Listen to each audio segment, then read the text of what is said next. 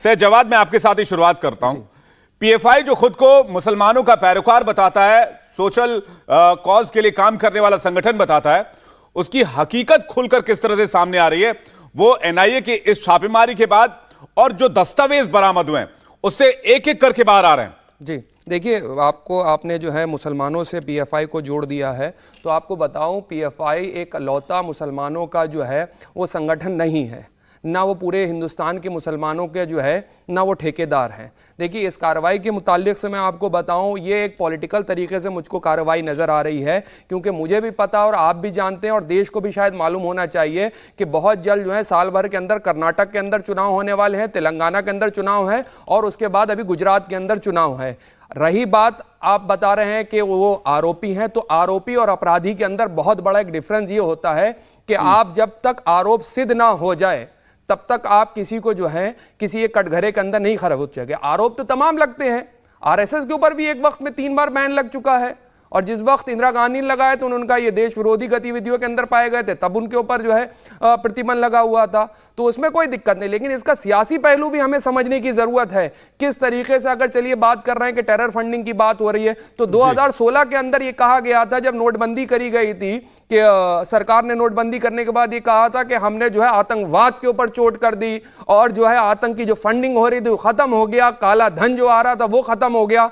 तो फिर अब वो क्या है, या तो ये कहिए कि नोटबंदी गलत थी या फिर आप कहिए कि टेरर ऑर्गेनाइजेशन को जो फंडिंग हो रही है उसके अंदर प्रॉब्लम है। तो ये सारी जवाबों की देरी तो सरकार की है और 8 साल से सरकार क्या कर रही थी, इतने समय सरकार ने किस देर की देरी करी। आप तुरंत बैन लगाते लेकिन आप नहीं करते। और सुनिए, मैं थोड़ी सी और चीज, कर्नाटका के गृह मंत्री जो है वो इस चीज को आके कहते हैं कि पीएफआई के ऊपर बैन नहीं लगा सकते। जब सुप्रीम कोर्ट के अंदर मामला गया तो क्या कहा तुषार मेहता ने, उसके बारे में भी बात कर लीजिए। तो ये जिम्मेदारी सरकार की बनती है, केंद्र सरकार की बनती है। झारखंड में बैन है ना, आप झारखंड में बैन है ना, आप बताइए केंद्र सरकार ने क्या इसको आतंकी संगठन माना? मत बोलिए पर बैन नहीं लगा, पीएफआई पर बैन नहीं लगा, केंद्र सरकार ने इसको आतंकी माना, झारखंड सरकार ने इसको आतंकी संगठन माना। मैं आपके सवाल का जवाब लूंगा। आपने कहा कि पीएफआई से जुड़े जितने भी लोगों को अरेस्ट किया गया सभी आरोपी हैं, आरोप सिद्ध हुए हैं। कन्हैया लाल के ऊपर जिन लोगों ने अटैक किया, जिन लोगों ने मर्डर की, वो भी पीएफआई से जुड़े हुए थे, वो भी आरोपी हैं या वो दोषी हैं?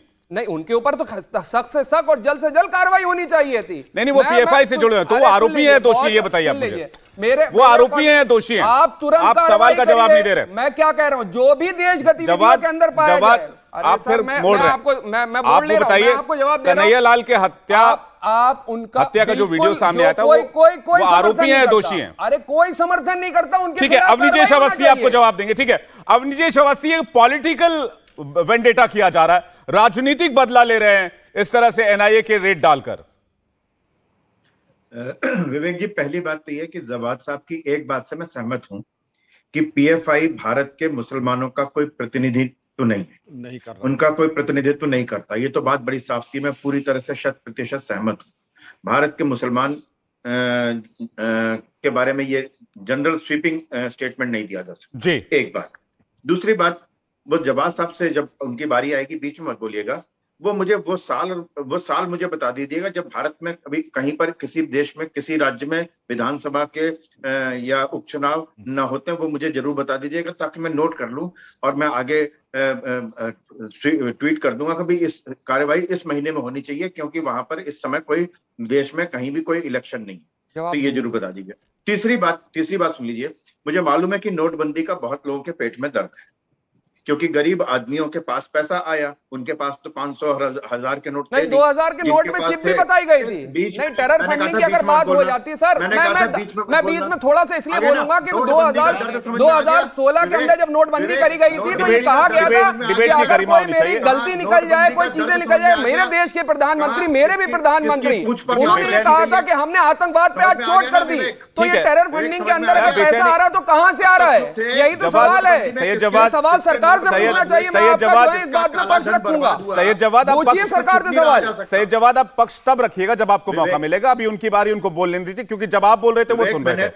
अब विवेक, मैंने पहले कहा था कि देखना ये जरूर बोलेंगे, और ये बोले जो ही नोटबंदी की बात मैंने की, ये बोले क्योंकि दुखती रग है, जिनका काला धन बर्बाद हुआ है वो कैसे चुप रह सकते हैं? आज तक बोल रहे हैं 2016 के बाद से 2022 आ गया, 6 साल तक। बात बड़ी साफ सी है कि नोटबंदी में जो तालाबों में तैरते हुए, बोरों में भरे हुए, चौराहों पर आग लगाते हुए जिन्होंने फेंके, वो क्या थे? वो नोट नहीं, ठीक है अवनीश जी, लेकिन हर एक एंटी नेशनल गतिविधियों में पीएफआई का नाम जोड़ना, क्या ये संयोग है, क्या ये आरोप है, क्या ये पॉलिटिकल वेंडिटा? इसका जवाब मैं आपसे चाह रहा हूं। नहीं, क्या केंद्र सरकार ने ठीक है, एक संगठन माना है? रुकिए ना एक सेकंड, अभी मैं उसका भी जवाब दूंगा, संगठन माना है तो मैं उसका भी जवाब दूंगा आपको। जो है जिसको ये अभी कह रहे हैं कि अभी तो सिर्फ आरोप लगे, आरोप तो कोई भी लगा सकता है। जोसेफ के हाथ काटे पीएफआई ने केरल में, आरोप लगे ना। अरे भाई, कन्विक्ट भी हो गए, मालूम है? उसकी वाइफ को सुसाइड करना पड़ा, उसकी नौकरी चली गई। कोई संवेदनशीलता नहीं है, एक जगह नहीं, आप जितनी जगह कहें वहां पर। और बीजेपी की सरकार नहीं, केरल हाई कोर्ट हो, चाहे लेफ्ट की सरकार हो, चाहे ओमन चांडी कांग्रेस की सरकार हो, पीएफआई के बारे में उनके वक्तव्य सुन लीजिए, जाकर के पढ़ लीजिए तो जान जाएंगे। अरे आरएसएस के बिल्कुल ऐसे जवाब जो है महाराष्ट्र नहीं, ऐसे नहीं चलेगा, ऐसे एक एक करके संगठन है आरएसएस के बारे में क्या कहेंगे? एक एक करके आप बताइए क्या कहेंगे? वो तो संघ प्रचारक रह चुके हैं 1995 से, उन्होंने आरोप लगाए संघ के ऊपर, तो क्या करेंगे आप उसका जवाब देंगे नहीं देंगे? भारतवर्ष में आप तो एक सेकंड अवनीश जी मैं आ रहा हूं। विक्रम सिंह जी हमारे साथ जुड़ गए हैं, लेकिन सैयद जवाद एक बात बताइए, आप तो मुस्लिम एक्टिविस्ट हैं, सोशल एक्टिविस्ट हैं, अब बिल्कुल, तो आप पीएफआई एक्टिविस्ट क्यों बन जाते हैं आप? नहीं, मैं पीएफआई को बिल्कुल नहीं सपोर्ट कर रहा हूं। तो फिर मैं कह रहा हूं तुरंत से तुरंत, जल्द से जल्द कार्रवाई होना चाहिए थी। 8 साल तक सरकार ने क्या करा? सवाल सरकार से बनेगा ना। केंद्र सरकार, आपके और भी मेहमान मित्र, आपके मेहमान मित्र टीवी पर दिख रहे हैं आपको। तुषार मेहता ने, इनको ये पता होना चाहिए, शायद पता ना हो, तुषार मेहता ने सुप्रीम कोर्ट के अंदर हलफनामे के अंदर क्या कहा, वो भी बताना चाहिए। इन्हीं की सरकार थी, पूछिए ना, सरकार से सवाल होगा। केरल हाईकोर्ट ने चरमपंथी संगठन के अंदर क्या कहा गया सर? पीएफआई एक्टिविस्ट मत बनिए ना, मैं और मेहमानों से बात कर रहा हूं, मुझे पता है इसके पीछे की सियासत क्या है। इंडिया टीवी हर वक्त हर जगह डाउनलोड कर